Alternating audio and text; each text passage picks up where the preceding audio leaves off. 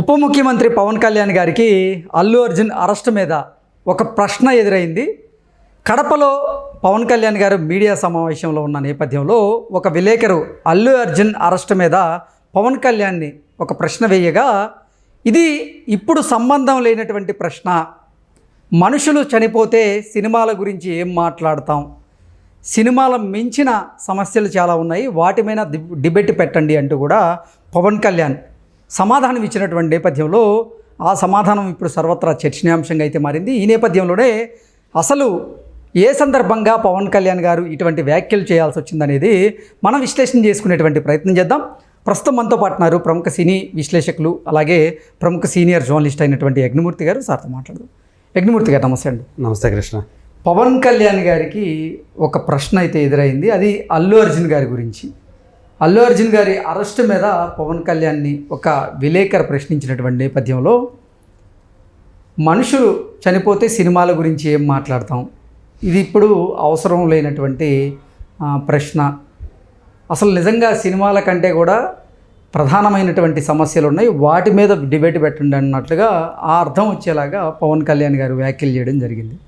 ఏంటి సార్, ఏ సందర్భంలో ఈ వ్యాఖ్యలు చేశారో, అసలు ఈ వ్యాఖ్యల్ని మనం ఎలా చూడాలి అంటే ఏం చెప్తారు? అంటే నేను అనుకోవడం, అది చూస్తే ఆయన అసలు అల్లు అర్జున్ వ్యవహారం గురించి, అల్లు అర్జున్ గత 2 వారాలుగా ఏదైతే నడుస్తూ ఉందో తెలంగాణలో, ఆ ఇష్యూ గురించే మాట్లాడటానికి ఆయన ఇష్టపడలేదని అర్థమవుతుంది. ఈవెన్ గతంలో అల్లు అర్జున్ చిరంజీవి ఇంటికి, నాగబాబు ఇంటికి వెళ్ళినప్పుడు పవన్ కళ్యాణ్ కూడా ఆ టైంలో హైదరాబాద్ వస్తున్నారు. సో ఈయన కూడా అల్లు అర్జున్ కలిసే అవకాశం ఉంది అని చెప్పేసి వార్తలు వచ్చాయి. కానీ అలాంటిది ఏమీ జరగలేదు. ఈవెన్ ఆయన వచ్చాడు, ఒక నైట్ ఉన్నాడు, ఏదో ఒక ఫంక్షన్కి ఆయన అటెండ్ అయ్యి వెళ్ళినట్టుగా, ప్రైవేట్ ఫంక్షన్, పెళ్ళి లాంటిది ఏదో వెళ్ళినట్టుగా మనకు సమాచారం అయితే ఉంది. మళ్ళీ వెంటనే ఆయన వెళ్ళిపోయారు, తెల్లారి మళ్ళీ వెళ్ళిపోయారు. ఒక్క నైట్ ఆయన ఉన్నారు ఇక్కడ. తర్వాత కూడా ఆయన మంగళగిరి వెళ్ళి ఆయన కలిసే అవకాశం ఉంది పవన్ కళ్యాణ్ని అని కూడా కొంత ప్రచారం జరిగింది. అయినప్పటికీ అది కూడా జరగలేదు. దానికి మళ్ళీ ఈయన ప్రయత్నం చేస్తున్నారు కానీ ఆయన అపాయింట్మెంట్ ఇవ్వట్లేదు అన్నట్టుగా కూడా ఒక వర్గం ప్రచారంలోకి తీసుకొచ్చింది సోషల్ మీడియాలో. అంటే మొత్తం మీద ఇది చూసినప్పుడు మనకి చిరంజీవి గారు నిన్న 2 రోజుల క్రితం జరిగినటువంటి మీటింగ్ ఏదైతే ఉందో, సినిమా ఇండస్ట్రీతో రేవంత్ రెడ్డి గారి మీటింగు, దానికి కూడా చిరంజీవి గారు వస్తారా రారా అనే ఒక మీమాంస కనిపించింది. చిరంజీవి గారు రాల, మొత్తానికి దానికి వెళ్ళలేదు. ఊళ్ళో లేరు, ఇక్కడ లేరు, అందువల్ల రాలేకపోయారు అని చెప్పేసి అన్నారు. కానీ వేరే ఇంకొక పెళ్లి వేడుకలో ఆయన కనిపించారు. సో ఉద్దేశపూర్వకంగానే ఈయన రమ్మన్నప్పటికీ కూడా ఈయన అవాయిడ్ చేశారు ఆ మీటింగ్ అని చెప్పేసి కూడా ఒక నడుస్తుంది. అంతర్వర్గాల్లో ఒక డిస్కషన్ నడుస్తూ ఉంది. అది ఆయనకి ఇష్టం లేదు వెళ్ళటం రేవంత్ రెడ్డి దగ్గరికి, ఈ విషయమే, అంటే ఈ టైంలో వెళ్ళటం ఇష్టం లేదు అని నడుస్తూ ఉంది. ఇప్పుడు చూస్తే పవన్ కళ్యాణ్ కూడా ఈ అల్లు అర్జున్ గురించి అసలు మాట్లాడకపోవడానికి, అంటే మాట్లాడేందుకు ఇష్టపడకపోవటం, ఆయన ఇష్టం లేదు కాబట్టి ఆ మాట అన్నారు అనుకోవాలి మీరు చెప్పినప్పుడు. దానికంటే సినిమాల గురించి, ఎందుకంటే ఒక మనుషులు చచ్చిపోతే సినిమాల గురించి మాట్లాడటం ఎందుకు, సినిమాల గురించి అడుగుతున్నారు ఎందుకు, సినిమాల కంటే సంబంధం లేని ప్రశ్న, మనుషులు చనిపోతే సినిమాల గురించి మాట్లాడడం ఏంటి? అవును, అంటే అల్లు అర్జున్ ఆయన కుటుంబ సభ్యుడు అన్నట్లుగా వాళ్ళు చెప్పటం, ఆ ఉద్దేశంతోనే వాడు అడిగారు. సో మీ కుటుంబానికి సంబంధించిన వ్యక్తి, ఇలాంటి ఒక పెద్ద హీరో, పైగా ఇండస్ట్రీకి సంబంధించినటువంటి వ్యక్తి, ఆ ఇండస్ట్రీ మీరు కూడా భాగం కాబట్టి అనే ఉద్దేశంతో ఆ రిపోర్టర్ అడిగాడు.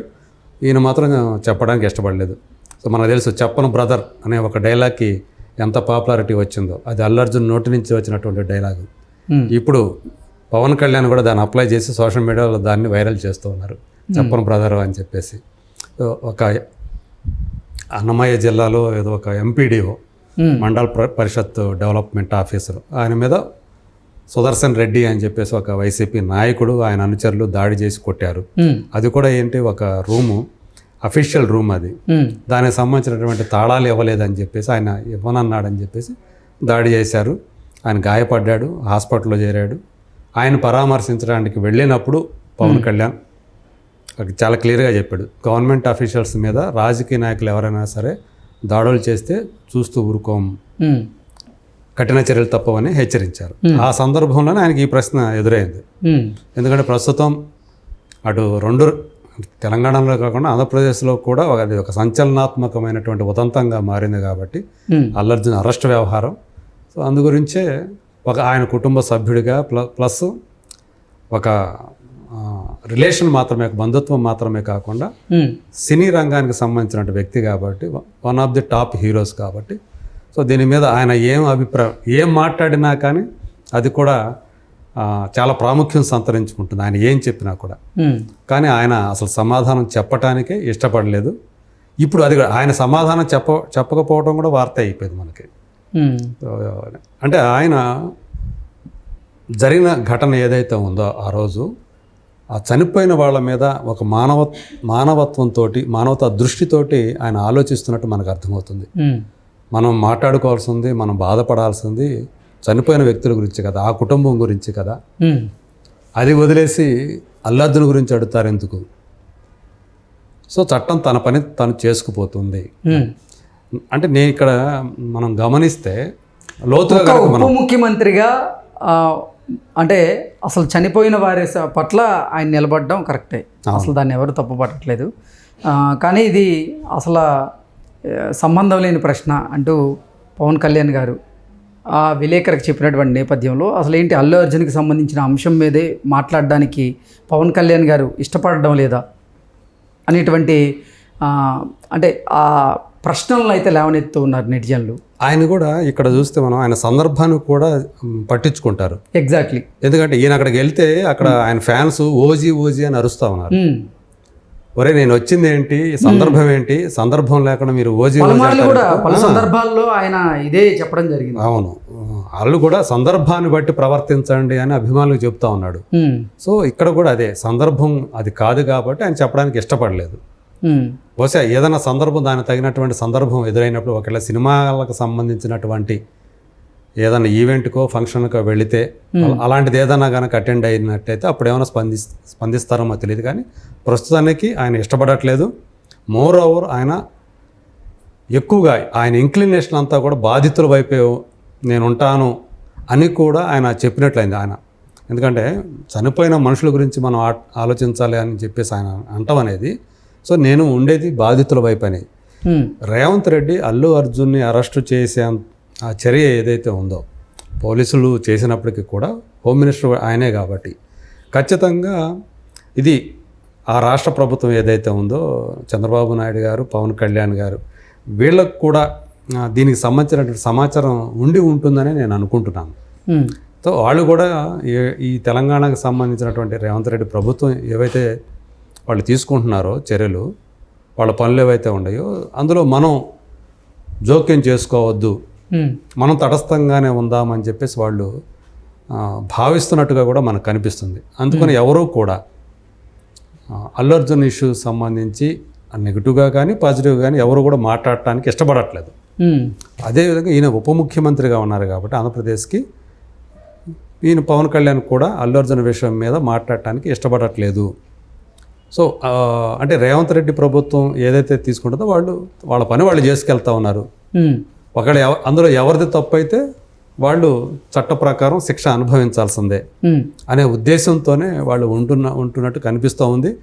అంతేకాకుండా ఈ కేసు ఏదైతే ఉందో దీని మీద వాళ్ళ ఇన్ఫ్లుయెన్స్ కూడా ఉన్నట్టు ఏం కనిపించట్లేదు మనకి. అంటే వాళ్ళు దూరంగానే ఉన్నారు. వాళ్ళు ఇందులో జోక్యం చేసుకోకుండా మీ రేవంత్ రెడ్డిని వాళ్ళు ఏమీ కూడా ఆ విషయంలో జోక్యం చేసుకొని ఫేవర్ చేయమని చెప్పినట్టుగా కూడా మనకి ఎక్కడా కూడా ఇంతవరకు రాలేదు. ఆయన కూడా అంతే దూరం పాటిస్తున్నాడు అల్లు అర్జున్కి సంబంధించి. ఎందుకంటే కొంతకాలంగా ఏదైతే ఇద్దరి మధ్య గ్యాప్ వచ్చిందని చెప్పేసి మనం అనుకుంటున్నామో, మెగా ఫ్యామిలీకి అల్లు ఫ్యామిలీకి మధ్య గ్యాప్ ఏదైతే ఉందో, ఇప్పుడు మరోసారి అంటే గతంలో అల్లు అర్జున్ గురించి ఆయన ఏదైనా సినిమాల గురించి మాట్లాడవలసి వచ్చినప్పుడు అందరు హీరోల పేర్లు ప్రస్తావిస్తున్నాడు, అందులో అల్లు అర్జున్ పేరు కూడా ప్రస్తావిస్తున్నాడు. అవును, అప్పుడు ఏవేగా ఏమి ఉండట్లా. కానీ ఇక్కడ సందర్భం వేరు.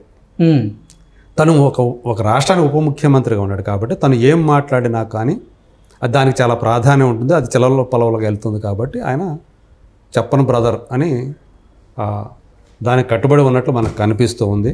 సో పైగా ఇంక్లినేషన్ ఆయన ఎక్కువ అంతా కూడా రేవతి మరణం పట్ల ఆయన బాధపడుతున్నట్టుగా కూడా మనకు అనిపిస్తుంది, ఆయన కలిసివేసినట్టు అనిపిస్తుంది. సో ఈ విషయంలో ఆయన ఆ రేవతి కుటుంబానికే ఒక సపోర్ట్గా ఉన్నారా అని కూడా ఆయన మాటల వల్ల మనకి అనిపిస్తూ ఉంది.